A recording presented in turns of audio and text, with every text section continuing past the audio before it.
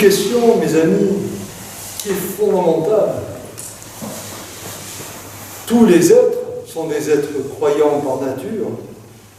On est croyant en Dieu, on est croyant en l'homme, on est croyant en la vie. Mais que veut dire être croyant en Dieu? La liturgie nous ramène à ce texte fondateur, le livre de l'Exode. C'est un livre essentiel dans ce que l'on appelle le Premier Testament. Et dans ce livre, donc, est racontée l'histoire de la libération du peuple hébreu. Un événement extraordinaire. Voici un peuple qui était prisonnier et qui tout à coup, par l'intermédiaire de Moïse, entend son Dieu l'inviter à une libération, sortir de l'Égypte. Bien sûr, nous avons là non pas un événement de type historique, on pourrait dire que c'est un événement de type symbolique, initiatique. En tout cas, c'est un événement qui nous montre que le Dieu auquel nous nous référons, c'est un Dieu qui nous appelle à sortir. Et le synonyme du mot salut, c'est sortir. Sortir de nos aliénations, sortir de nos empêchements, sortir de nos limites, sortir. Ils sont sortis. Alors qu'ils sont sortis, et qu'ils traversent bien sûr le désert, lorsqu'on sort, on quitte une certaine sécurité pour aller vers une inconnue. Voici que tout à coup, ils se mettent à récriminer, car sortir, c'est se mettre en danger. Et au fond, dans ce passage, on retrouve bien des moments de nos propres vies où nous sommes là à récriminer. Alors, on ne récrimine pas toujours contre Dieu, quoique. Parfois, nous disons, si Dieu existait, tout ceci n'arriverait pas. Lorsqu'on voit notre monde en folie, avec ses guerres un peu partout, lorsqu'on voit l'insécurité, lorsqu'on voit l'injustice, qui d'entre nous n'est pas tenté de dire « Mais Dieu, que fais-tu? Où es-tu » Et alors, nous attendons, à travers ces récriminations, nous attendons un Dieu qui ferait des actes magiques, comme si nous pouvions échapper aux réalités de la vie, aux lois de l'histoire. Et donc, ce peuple doit vivre la loi de l'histoire, c'est-à-dire que sortir de l'Égypte, c'est traverser le désert. Sortir de l'Égypte, c'est avoir soif. Et à travers cette soif dans le désert, la grande question qui lui est posée, c'est quelle est ta véritable soif? As-tu soif de l'essentiel ou as-tu soif simplement de l'immédiateté? Et là, tout à coup, arrive la grande question existentielle pour ce peuple hébreu. Oui, il a été libéré, mais à courte vue, il a soif. Et dans cette soif, il récrimine contre Dieu. C'est là qu'intervient l'évangile de Saint Jean, nous rapportant cet événement de la rencontre de Jésus avec la Samaritaine. La Samaritaine, par définition, c'est une femme hérétique, puisqu'elle fait partie de ceux qui n'adorent pas comme il faudrait. Les Juifs adorent sur le mont Sion, les autres adorent sur le mont Garizim. Il y a une controverse entre ces deux communautés. Et donc on se regarde avec un certain mépris. Et oui, les Samaritains sont considérés comme des hérétiques. Et qui plus est, non seulement ce sont des hérétiques, mais en plus c'est une femme. On est dans une société très patriarcale. Aujourd'hui, c'est le 8 mars, la journée de la femme. Eh bien, à l'époque, on ne parlait pas de la journée de la femme. La femme était déconsidérée. Et pour passer quasiment inaperçue, notre brave Samaritaine vient sur le coup de midi, c'est-à-dire où elle est sûre pratiquement de ne rencontrer personne. Et c'est à ce moment-là que Jésus la rejoint. Jésus nous rejoint toujours dans les moments inattendus.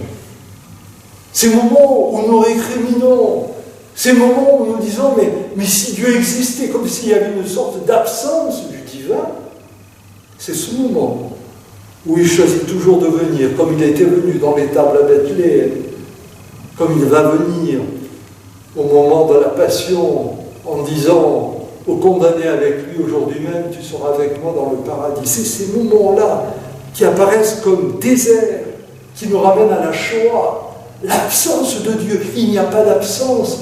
L'absence vient de notre cécité. Nous ne voyons plus.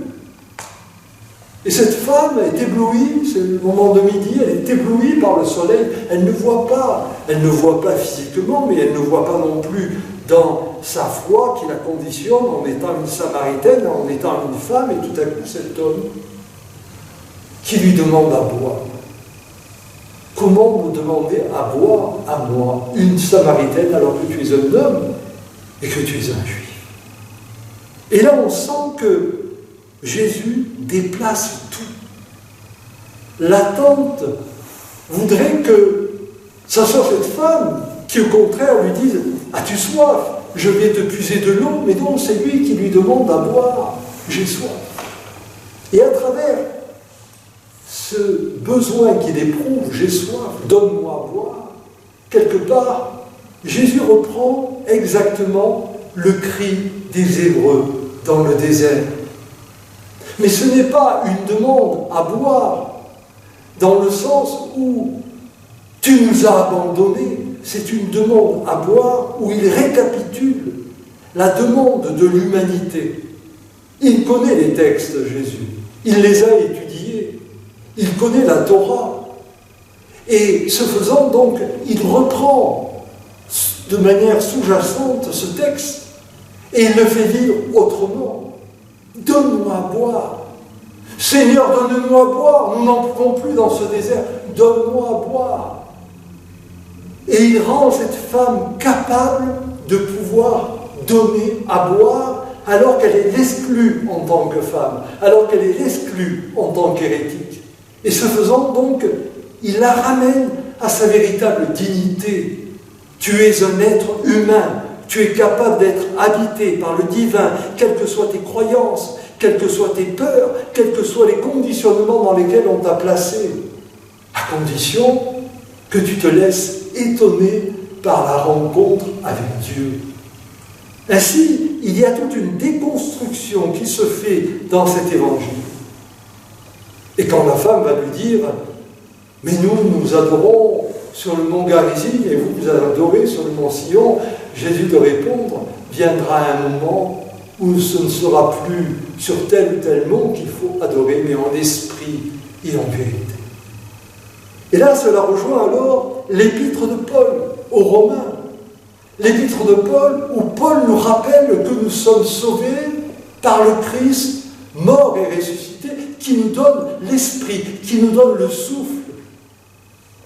Les religions, les églises, se sont embourbés en disant « Nous sommes sauvés par le Christ, par le sacrifice du Christ. » Oui, mais en quoi ce sacrifice nous sauve-t-il?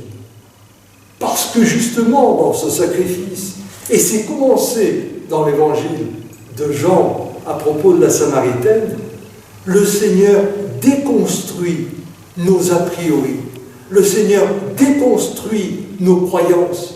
Il nous amène à la foi. Et la foi, ce n'est pas une croyance où je vais m'enfermer dans une vision égotique et dogmatique, mais je vais devoir m'ouvrir à l'être autrement, celui que je ne soupçonnais pas en tant que Dieu, mais celui que je ne soupçonnais pas en tant que fils ou fille de Dieu. Tout est ouvert. Ainsi, dans cet épître, Paul nous ramène au sacrifice du Seigneur qui fait que ce qui meurt sur la croix, c'est la vieille humanité. Ce qui meurt sur la croix, c'est l'humanité qui s'imagine que la femme n'est pas digne, que le Samaritain n'est pas digne. Et aujourd'hui, alors, nous pourrions nous dire, où plaçons-nous nos indignités et nos dignités? Et quel est le sens de ce que nous croyons lorsque nous disons « je crois en Dieu ». Quel est le sens de notre foi? Réellement, montant vers Pâques, il faut que nous acceptions d'être complètement déplacés dans nos schémas enfermants pour réellement faire l'expérience de ce Christ qui nous appelle à ressusciter et à ressusciter encore et encore. Mais pour ce faire, il faut que nous mourions, non pas dans un vulgaire dolorisme, mais que nous mourions à toutes nos faiblesses, à tous nos a priori, à toutes nos croyances, pour être réellement dans cette approche de la nouveauté de l'Évangile. Oui, Seigneur, ce temps de carême, c'est vraiment un travail de purification. Avec la Samaritaine, avec ce peuple hébreu dans le désert, tu nous invites à être réellement dans cette régénération intérieure pour regarder notre chemin, non pas un chemin qui doit conduire vers ce que nous pensions, ce que nous attendions, mais vers un chemin où nous allons rester étonnés de cet amour où tu nous dis l'autrement est possible. Ressuscite dans l'amour avec ton Dieu, avec ton frère, quel qu'il soit, pour la plus grande gloire du Père, du Fils et du Saint-Esprit. Amen.